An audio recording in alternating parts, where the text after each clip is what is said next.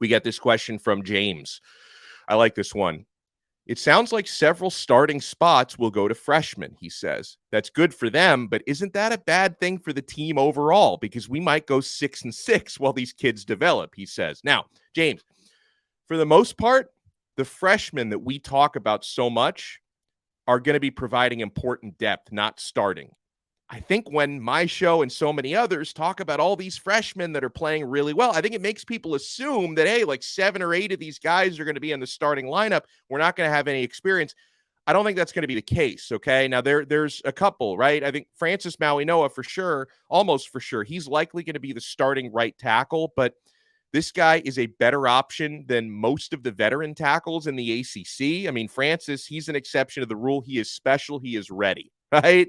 There's some other guys competing for starting jobs. Damari Brown might start at cornerback. That's not set in stone yet. He's out there competing. Now, in the case of Damari Brown, he comes from one of the very best high school programs in the country when it comes to developing cornerbacks and defensive backs. So Damari Brown out of American Heritage is probably more ready than most freshmen would be. A guy like Rueben Bain.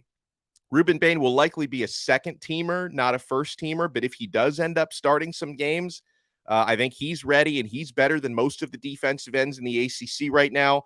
Mark Fletcher, I don't think will be a starting running back, but probably second or third team, and he's going to play a lot, especially in the red zone because he's more powerful than Miami's other backs. Ray Joseph, probably a second or third teamer, but he's going to get on the field at receiver and slot receiver. And, all the new linebackers are doing well, but I don't think any of them are going to be starters, in my opinion. So, I think sometimes when we talk about, this guy, that guy, they're shining so bright, only maybe 1, 2, 3 of these guys are going to end up actually being starters. I think most of the true freshmen are going to end up being quality depth, rotational guys, get on the field a lot. And listen, you might have to take a few lumps. If you're relying heavily on class of 2023 guys, I don't think Miami's going to go 11-1, 12-0 college football playoff. Miami's going to lose a few games this season. There's no question about it. But I don't think as many of these guys are going to be starters as you might think, okay?